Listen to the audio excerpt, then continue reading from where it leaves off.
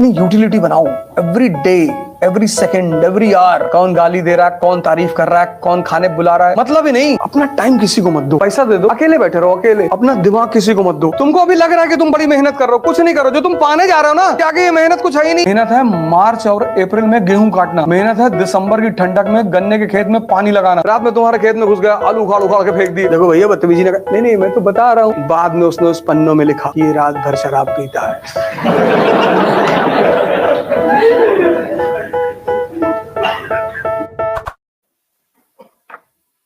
ऐसे जीवन जिया करो। पर अगर तुम्हारे घर को लोग घेर लें तो छत पर पोजीशन ले लो, मार डालो बस 20 40 50 लोग। Self defence. हमें कुल्हाड़ी लेके तुम्हारे घर पे भागे जा रहे हैं और तुम ढोल बजाओगे सारनाथ मंदिर की तरह। से महमूद जब सारनाथ मंदिर की तरफ जा रहा था तो वहां के लोग ढोल बजा रहे थे। वह प्रकट कृपाला दीन दयाला, वो जाके लूट लिया। अगर सब पोजीशन ले लिए होते खटाखट खटाखट। जो कहना है वो करना नहीं है, और जो करना है सिंपल। किसी से मत बताना कि मैं आईएएस की तैयारी कर, बताना ही मत। कोचिंग कहाँ जाते हो? वो एक लड़की आती है इसलिए। जिंदगी में कभी तुम ये मत दिखाना कि तुम बहुत सीरियस हो। सब तुम्हारे पीछे पड़ जाएंगे ना, रिश्तेदार, रिलेटिव, नेबर, सब। लोगों को एक दिन ऐसे ही सुबह उठे और पता चले कि 10th रैंक आई इसमें, नाम चेक किया, तुम्हारे पापा का नाम चेक किया, गांव देखा, भागे तुम्हारे घर की तरफ और तुम कह दिए कि हम तो शिरडी टेम्पल में जाते थे तो फ्री में जो है वो सब क्वेश्चन में दिखाई पड़ गया हमको सपने में।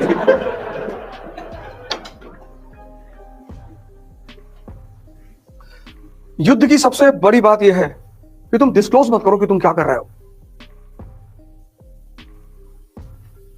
तभी जीतोगे। अगर युद्ध में तुम नजर में रहोगे सबकी तो मार दिए जाओगे। हिंदुस्तान के राजा क्यों मारे जाते? ये हाथी बैठ के लड़ते थे।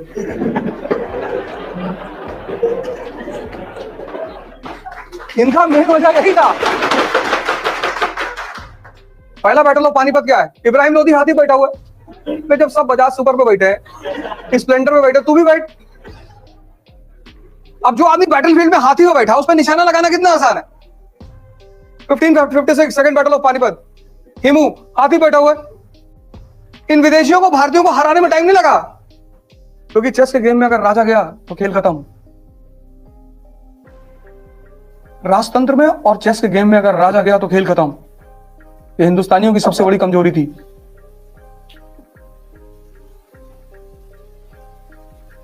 हिडन करके रखो अपने आप को, हिडन। पागल बनकर रहो, पागल। उल्टा करके अखबार पढ़ो कि लोग समझ लें कि पूरा पागल है, इससे तो कुछ हो ही नहीं पाएगा। तुम थोड़ी सी इज्जत पाने के चक्कर में, थोड़ी सी, बहुत थोड़ी सी, और सिर्फ थोड़ी सी इज्जत पाने के चक्कर में नहीं कि लोग मुझे गाली ना दें, इसलिए तुम बता देते हो कि मैं ऐसी तैयारी। देने दो गाली, देने दो। तो जो लोग तुम्हें गाली दे रहे हैं ना, जिस दिन तुम्हारा सिलेक्शन हो जाएगा, पहले लोग तुम्हारे घर भाग के आएंगे रोते हुए कि भैया ये खुशी के आंसू है, अब पता है। और तब तुम अपना हिसाब करना। तुम्हारी शक्ल है ना कुत्ते की तरह, कहेंगे हाँ अम्मा भी यही कहती है। ये देखो, ये मैं इतना लोगों को उदास देखता हूं। सोचो, दो डेड बॉडी सड़क पे पड़ी थी, कोई उठाने वाला नहीं था। वो लोग जिंदगी में एक फार्मूला नहीं समझ पाए। अपनी यूटिलिटी बनाओ। Every day, every second, every hour, कौन गाली दे रहा है, कौन तारीफ कर रहा है, कौन खाने बुला रहा है, मतलब ही नहीं। तुम्हारी प्रॉब्लम क्या है कि जब तुम्हें लोग गाली देते हैं उस पर तो तुम अटेंशन देते हो। तुम्हें लोग जब एंटरटेन करते हो तुम उस पर भी अटेंशन देते हो। तो तुम तैयारी करने लगे, खूब सीरियसली आईएएस की तैयारी करने लगे, तुम्हें मजा आने लगा पढ़ाई में खूब। पड़ोस के लड़के को नहीं आ रहा है, अरे यार ये तो बर्मा बहुत पढ़ रहा है। बोले कब? बोले बताते रुको। बोले वर्मा? बोले हाँ। गोवा चलोगे? बट मैंने कहा हमारे पास पैसा ही नहीं। पापा 6,000 रुपया भेजते हैं, 2,000 कमरे का चला जाता, पैसा ही नहीं बचता। हम दे रहे ना, अब दोस्ती में पैसा लाओगे। अब वर्मा के दिमाग में आया कि एक हफ्ता गोवा में हरामखोरी में मजा लिया जाएगा। और वर्मा जी चले गए गोवा। ये सोच के गए कि मेरा पैसा थोड़ी लग रहा है, बर्बाद करने के लिए इन्वेस्टमेंट भी करनी पड़ती है कभी कभी।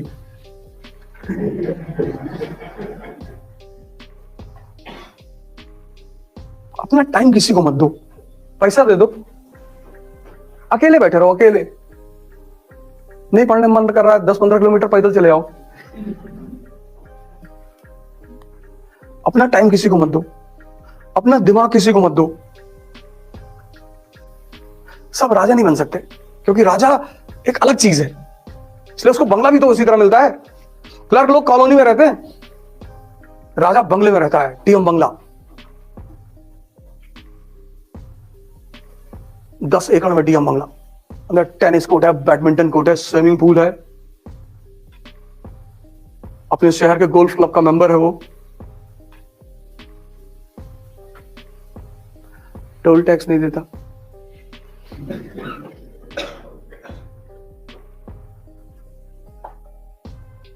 एयरपोर्ट पे जाओगे ना, फॉरेन कंट्री, तुमको लाइन में नहीं खड़ा होना है कि भैया दुबई जा रहे थे। हमारी ब्यूरोक्रेसी की अलग लाइन होगी, अलग लाइन ही नहीं होती। एयर होस्टेस आएगी, सर प्लीज।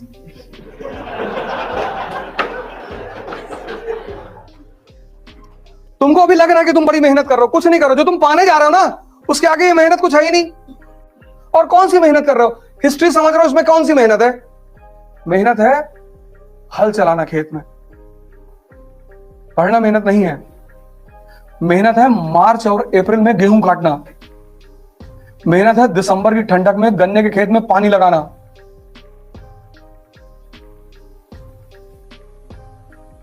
रात में जाते थे हम लोग बरहा चेक करने, ड्रेन मिट्टी के होते थे, तो गांव में एक से एक खलीफा है, और मिट्टी का वो है ड्रेन, उसको काट के दूसरे खेत में पानी बहा दिए।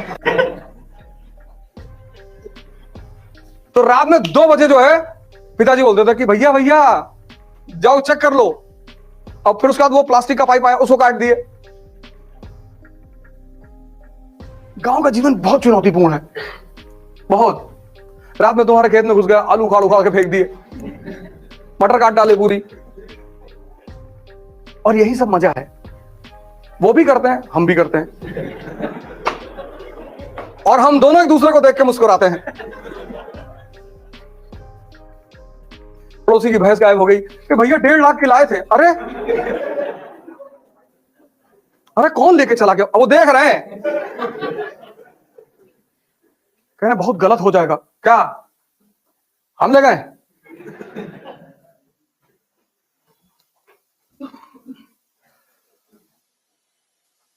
तुम भी तो हम सौगंध का पेड़ लगाए थे, सब उखाड़ के फेंक दिए।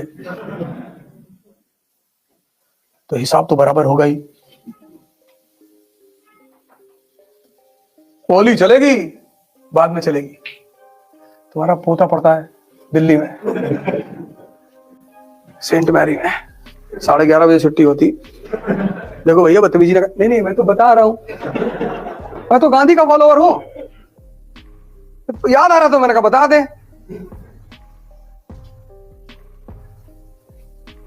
हमें कौन सा आईएएस देना है कि कैरेक्टर सर्टिफिकेट लगेगा? अब एक ही डर तो खत्म हो गया, कैरेक्टर सर्टिफिकेट।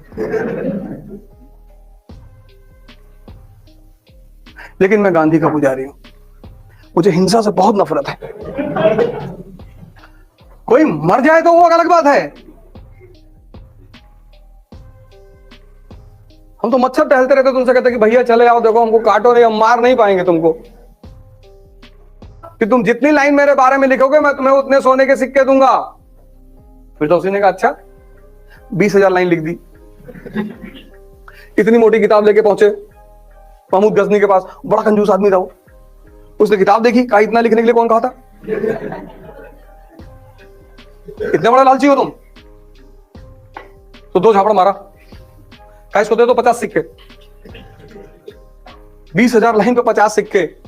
फिरदौसी को पता था कि कंजूस आदमी है, उसने बीच के कुछ पन्ने छोड़ दिए थे।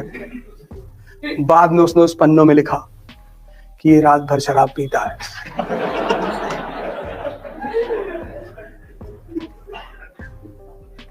आदमी समझदार है बहुत, महमूद बहुत समझदार आदमी है, धर्म का इस्तेमाल करना जानता है अपने इंटरेस्ट को पूरा करने के लिए।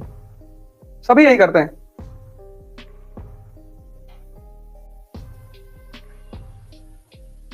जब वो हिंदुस्तान की तरफ चलता था तो उसकी सेना में 10,000 लोग होते थे, सिर्फ 10,000।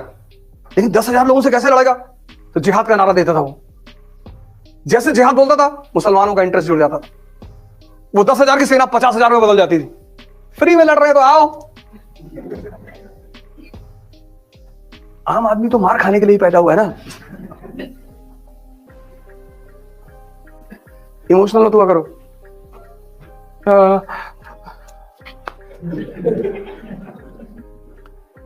ये सिविल सर्विस की क्लास है, यहां यही सब पढ़ाया जाता है।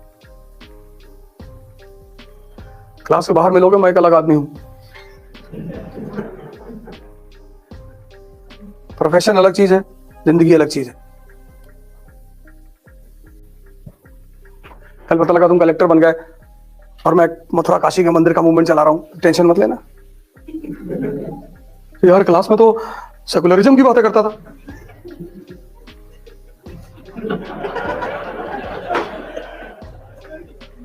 और लाठी चार्ज करने से पहले बता देना कि फायरिंग होने वाली है। मुझको इस सब्जेक्ट ने बर्बाद कर दिया। मैं भैया गांव से आया था, सीधा साधा आदमी, इसने मुझे हिस्ट्री में ऐसी ऐसी चीजें पढ़ा दी। बिस्मार्क, क्या डेंजरस आदमी है बिस्मार्क, क्या सोचता है। पूरा यूरोप जर्मनी के यूनिफिकेशन के खिलाफ है, बना दिया जर्मनी उसने, किसी को पता ही नहीं चला। और जब पता चला जर्मनी वॉज अ नेशन, तो खड़े होकर जर्मनी में मुस्कुरा रहा 1871 में। हमने तो सजदा कर दिया उसको कि क्या खेलते हो यार। और हमारे गांव के चौबे जी वो गांव की राजनीति करते हैं। चौबे बिस्मार्क ना बन पाएंगे, गांव में रहेंगे वो प्रधान भी नहीं बनेंगे।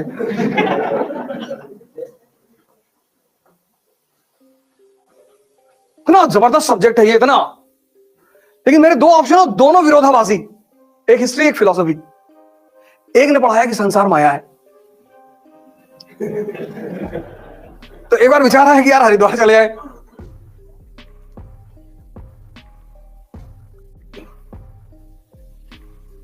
और इस सब्जेक्ट ने तो जो जो चीजें पढ़ा दी, समझो यार तुम पढ़ते हो ना, तुम पढ़ाई ऐसे थोड़ी करते हो। ऐसे पढ़े थे कि भारत पर रेगुलर इन्वेजन क्यों हो रहे थे? नहीं पढ़े थे, तभी तो तुम्हें इंटरेस्ट नहीं आ रहा था। And without interest you will never enjoy. Enjoyment का सीधा संबंध है इंटरेस्ट से। जब तुम समझते हो तो मजा आता है, इसलिए ज्यादा पढ़ाई होती है। जो तुम कहते हो ना कि मोमेंटम नहीं बन पा रहा है, एंथुसियाज्म नहीं आ रहा, उसकी वजह है तुम्हें इंटरेस्ट नहीं पैदा हो पा रहा है, क्योंकि तुम समझ नहीं रहे हो, तुम रट रहे हो, तुम कनेक्ट नहीं कर रहे हो।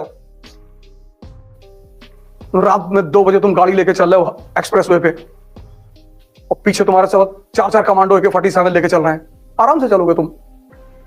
ताकत मोटिवेशन, उत्साह जो है मोटिवेशन सुन के नहीं आता, उत्साह आता है ताकत से। और ताकत 2 हैं, एक शारीरिक एक मानसिक। उसमें सबसे बड़ी है मानसिक। अगर तुमने स्टीफन हॉकिंस की फोटो देखी होगी, पूरा शरीर खराब है, बस दिमाग ठीक है, और उस आदमी को नोबेल प्राइज मिला।